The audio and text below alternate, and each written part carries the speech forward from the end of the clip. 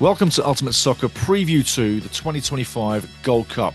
Concacaf Gold Cup, the 18th edition. Mexico are the current champions. The 16 teams that are going to fight to be the next champion. 4 groups, and then after 2 teams advance from each group of 4, we get to the quarterfinals. Sudden death, knockout football, all the way to the end, to the final in Houston, July the 6th. In between then, we're going to be talking about 16 teams on this show. Those 4 groups, and a few other things too. And if you're a Canadian soccer fan, you better stick around, because this is for you, big time. We're going to meet REECE, and we're going to meet DOOGIE from a footy show, a podcast show. Yeah, BRB footy show, footy podcast. Get into that. We'll obviously leave you a link down below. Remember, like, subscribe, but hey, get into this. Let's meet REECE, let's meet DOOGIE, and let's talk Canada and the Gold Cup. And the predictions, and who's going through, and a whole lot more. Welcome in. Oh yeah. I think it was a year from yesterday. I think it's coming up. Yeah, so, absolutely. Like yeah. As before we move into talking about the Gold Cup, guys, I'm going to throw to REECE first off, DOOGIE. But what are your thoughts about post Canadian Shield? Winning the trophy is one thing, but the final game, the way it played out, REECE, what's your thoughts on that final game? The final game against Ivory Coast, that was a bit boring, especially early on there. I mean, Canada came out swinging when against Ukraine. They seemed to be firing on all cylinders, and then all of a sudden we were facing the final here against Ivory Coast, and well, where's the team? Where's that chemistry that we saw in the previous game? Was it just a chance that we beat Ukraine handily, like actually took that game? Were we punching above our weight, or were we just unable to find our feet in the Ivory Coast game? I too was a little bit dismayed by the starting lineup. I felt a little cheated, to be honest. I wanted to see the big guys, and a little youth out there. I think that when you're thinking about keeping that cohesion and keeping the team level up there, I don't think it's the right game to have taken a break with the big guys. I think we should have gone with the top line all the way through, taken out Ivory Coast like we should have done proper, and then move into the Gold Cup in top gear. But on the same subject, going over to DOOGIE, do you think he made the right decision? I see what he was doing with that. I do understand the need to kind of keep the pedal on, the foot on the pedal going into a big tournament.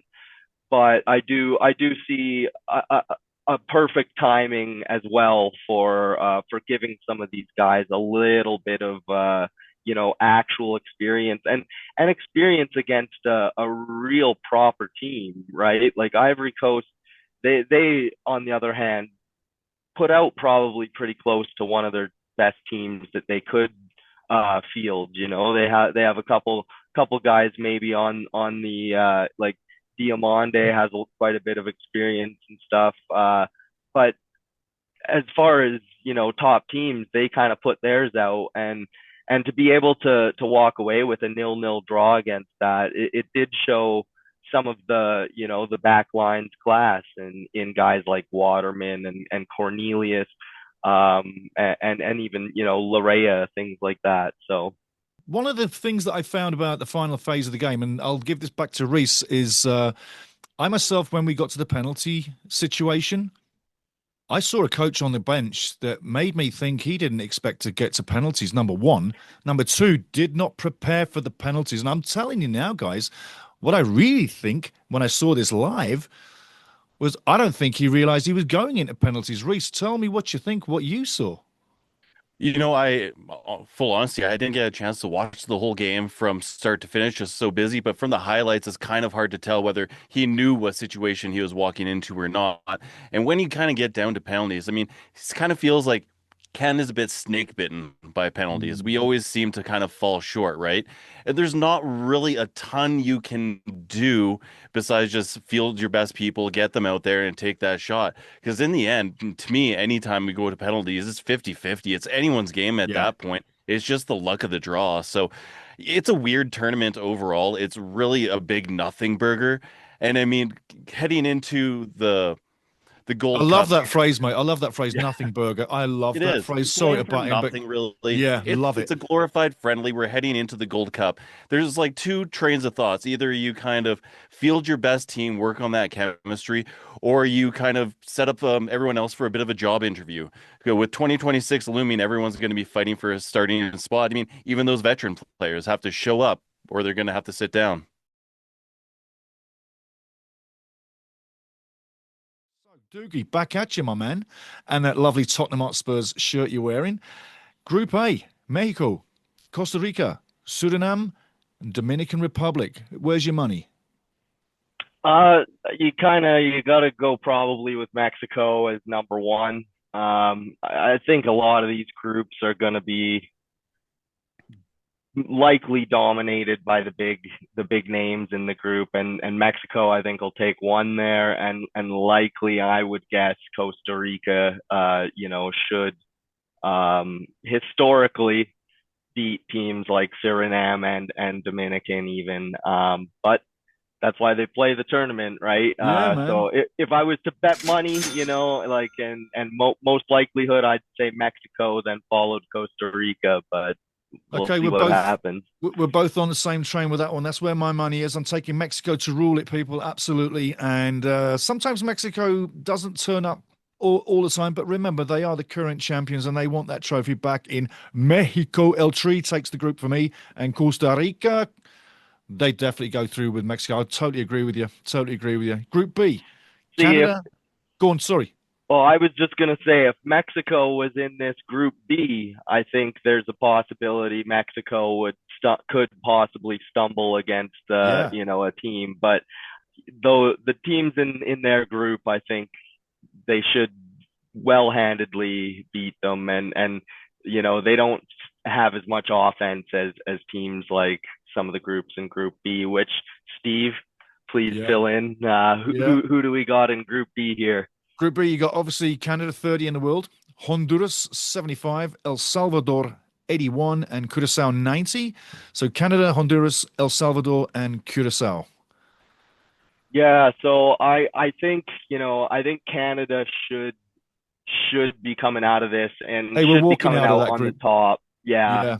Yeah. Yeah. I think so. And then if I'm looking at kind of recent form and stuff uh here, I feel like the next team is going to be Honduras.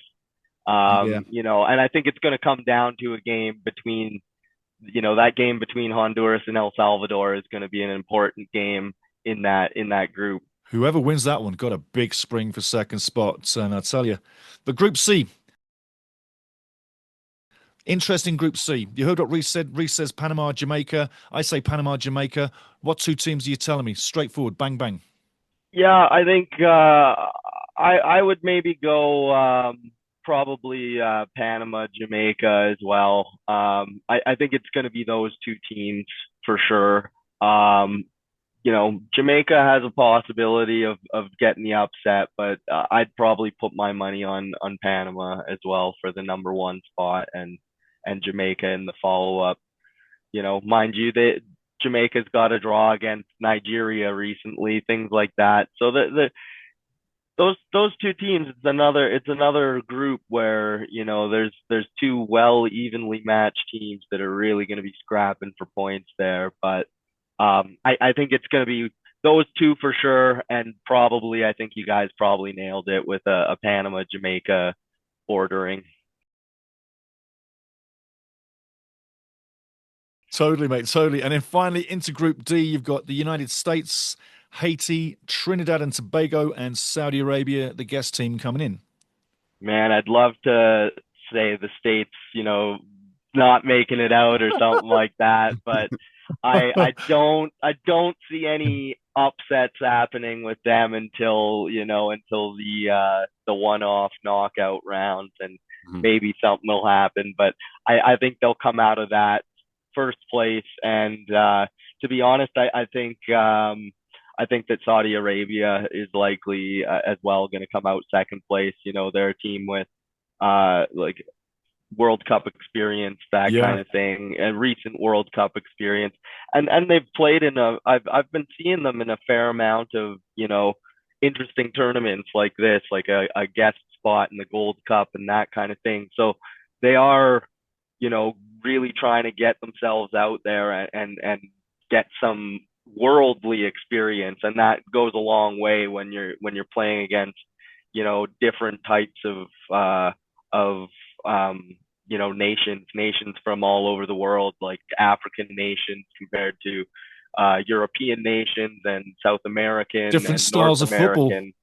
Yep. So, and they've seen a lot of them. So I think they're going to be well prepared, and I think they'll be coming out of that group as well.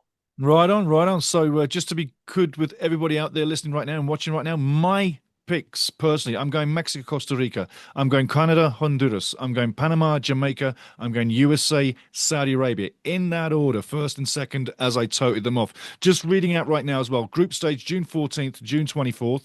Quarterfinals start on the 28th of June. Semi-finals the 2nd of July. And the final in Houston is on July the 6th. So that's the rundown for it. Coming back to you, Reece, right now. I'm going to go hit you one game at a time. But all I want to get out of you right now, fellas, is your scores. So, Doogie, you got a bit of time to think about this. Yeah, it's like the penalty shooting, eh? Like we messed it up the other night. Probably too much time. Yeah, there you go. There you go. That's a great point, because sometimes you have too much time on the spot kick and then you fluff it. And I tell you what, we need to get our guys in training. Every second training session needs to be with penalty kicks. But Reece, Yeah. I'm going to ask you for score lines, just the score lines. So here we're going to play a little bit of quick roulette. But we've got 3 games to throw at you. First game, the Canada match versus Honduras. What do you think the scoreline is going to be? 3-1 Canada. 3-1 Canada. 3-1. Second game against Curacao. I think we're going to get a clean sheet on that one. I'm going to go with, I think it's going to be 2-0. 2-0. Lovely, lovely. And then in El Salvador, what do you think is going to happen in that one? We're going to draw that. Yeah. 2-2. Interesting. I tell you what, El Salvador's a tricky number. I mean, they've proven in the past and in the past Gold Cups that they can pull a surprise. Yeah. It's going to be interesting. Really is. Really is. Doogie, same to you. We get a couple wins under our belt as well. We're going to be kind of really patting ourselves on the back, and then maybe we kind of get a reality check as well. Hey, you know what? The next question is the reality check question. You're going to love it. But Doogie, what do you think about the first game against Honduras? What's your scoreline, Tottenham? I'm thinking a 2-1 for Canada in that one. Yeah, I think it's good. I think they'll pull off the win, but Honduras is gonna be a tough team to beat. But hopefully BC Place can bring some energy for them. Yeah, totally. What about Curacao? Curacao will go. We'll go with a 3-0. 3-0, nice one. I think the nice boys one. will be firing, and yeah, maybe some David goals, even Schaffelberg, something like that. He's always capable for a big game, so I think that's going to be a big game. Right on, right on, right on. And we got you El Salvador, yeah? Yep, and Scoreline. El Salvador. Let's do. I would guess. I think that one will be a gritty one, but maybe a 1-0 win. Now, brief, quick question, quick answer. Is Canada a legitimate Gold Cup champion candidate? 100%. I think so. Reece, what do you say? Oh, 100%. We need to show up when we play in Vancouver, and we need to show them that we are a heavyweight to be taken seriously in CONCACAF. Now, staying with you on this one, Reece, I'm coming back to you straight away, Doogie. Final thoughts for this Gold Cup coming through from a Canadian fan. Your final thoughts? Honestly, we have the 2026 World Cup coming out. We need to be building our brand. So we need to show up. I would love to say that I want them to win it all. I think that would obviously be a reach, but we need to at least get to semifinals, if not finals. We need to show that we are no one to toy with. We are a legitimate power, and I want to see us kind of show up the States and show up some of these big powerhouses. Absolutely love that, mate. And I tell you what, I can see that happening at this tournament. Doogie, final thoughts, mate. What are you looking for? What are your thoughts as aspirations as a Canadian fan for the 2025, the 18th edition, the Gold Cup coming up for Canada? I think it's well within their reach, and I think it's, I think a goal below taking it home is not acceptable at this point. And I think, I think they're well capable of being the team to win it. The USA has struggled immensely the last little bit. I think they've gone 4 games without a win. They've had some tough opposition, but mind you, so have we. And we've tested some of our young guys against some of this tough opposition. And I think there's no time than now, and Canada is ready. I think, you look at the political scape, you look at the scape of soccer in Canada, and how the CPL on the rise and things like that. I think it can be scripted better, and the time is nigh. So I think it's go time, and I think they have a very, very good shot at taking it all.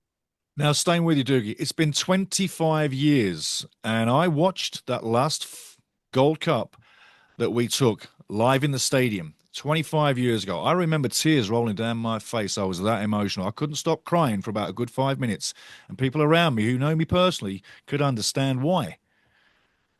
Will it be another 25 years to win another Gold Cup is the question.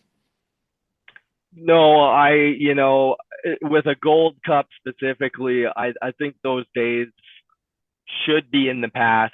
And if the CPL is doing its job correctly, and from what we've seen, they're doing a damn good job of it. And they're producing some talent that is going all over the world, and doing well. Talent that's going to the U.S. and winning MLS Cups and things like that, and talent that's going overseas and starting every game and being a relied on player. I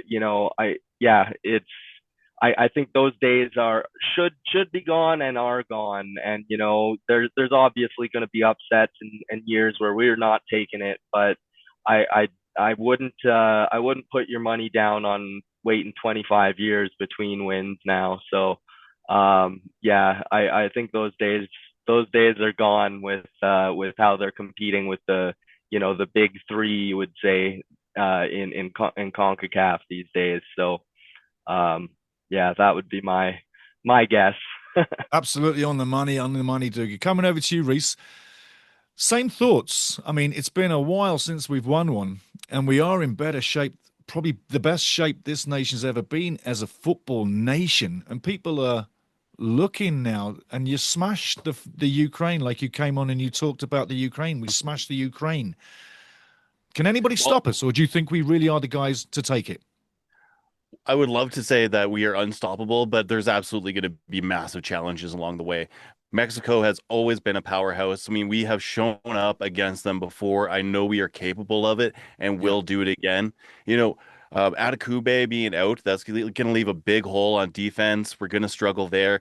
Joel Waterman, he showed up last game, I think it was, played really well, and it's great to see a former Cavs player doing well here on the national team. So Totally, I think we're definitely capable of it. We saw the quality from Tejon Buchanan in the game against Ukraine. He was on fire, and we know that we have a lot of young, talented players coming up. We are really starting to build that. And, it's a lot part of that is the culture of Canada itself, the way that we welcome so many different people from around the world, immigrants, and so many people that love soccer at the very first place. And then they're just like so happy to be in Canada. Look at Alphonso Davies, obviously, such a perfect example. Yeah. Just putting everything into his time with Canada, and he will. Unfortunately, he probably isn't going to be available, I don't think, for the Gold Cup. So, I mean, that's still going to be a giant hole. We're facing those injuries. So how are we going to fill it? I mean, those guys like Tejon Buchanan, Jonathan David has shown that he is probably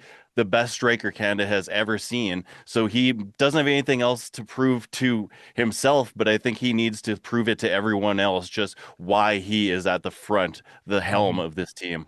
Absolutely. Staying with you, Reece. Alphonso Davies, statistically, sounds crazy. We're a better team without him. But everybody wants him on the field because obviously he is a superstar, a super player, has so much talent. But sometimes he takes on too much. And sometimes we have the running down the wing, losing the ball syndrome too often. That's the only knock. That's the only knock I can bring on him. But are we a better team without him? And hopefully Jesse Marsh can kind of maybe reel him in a bit, kind of have him actually play in a position that works for him. Because I think he does get stretched kind of thin. The team looks at him to be at every place at every moment, to be the guy that gets him to the ball, that makes the play, to get it to David or whomever, to Lauren. I mean, but we can't rely just on these big people. And that's really what it shows when we see someone like Alphonso Davies go out with injury. It's that, wow, now this is the opportunity just to show why you're world class in the first place with the rest of the squad, but also those young players to show I deserve that starting spot. And Alphonso Davies, obviously a giant superstar, but that doesn't mean that he can be kicked off his perch. There's a lot of young talent coming up, and why shouldn't he be challenged for that position? Brilliant. Absolutely brilliant, mate. I'll tell you what, a guy that I saw and you saw, Doogie saw, the whole world saw, Canada fell in love with Nelson. That kind of performance that he brought last match, that puts him in my book as a keeper. I was screaming his praises. But we, like you said, like Dougie said, we got so much young talent coming through the machine that the vision of really owning CONCACAF was a dream for years, for decades. We had no chance. In fact, the first trophy was 1985, and then the 2000 Gold Cup. And since then, nada. But we It's had never nothing. been more achievable than right now. Correct. This is the moment. Absolutely. This is totally the moment. This is totally the moment. There's been so many days and so many years and so many months where people watching right now will tell you they never thought they'd ever see Canada win a game, let alone get to a World Cup. That was a dream that was never going to happen, shouldn't be happening. Now it's two back-to-back. People are recognizing this nation. In 5 years' time, I'd like to think we got one or more two trophies. We just picked up a nice burger with a different trophy, as you say. But I'm thinking that we are in the frame to make something happen here, gentlemen. And I tell you now, we're in the top two for my money. I'm going to say this straight. We play to our level. We don't get injuries. We don't get suspensions. Then I think that Final Four is definitely where Canada should go to as a minimum. But we're going to have to see. But I want to say thank you very much, gentlemen. Seriously, the information entailed what you just dropped was beautiful. And everybody else watching right now, get ready for the knockout phase. Because REECE, DOOGIE, that's Liverpool and Tottenham, both Canadians are going to join Stevie. I'm not telling you who I support. Well, Wrexham, it's right behind me, people. But hey, we're going to do this again, and we're going to get more information. And after 3 matches with Canada, we'll see exactly who's left in the final 8, the quarterfinals that start June 28th. Get ready, everybody. Thank you very much, gentlemen.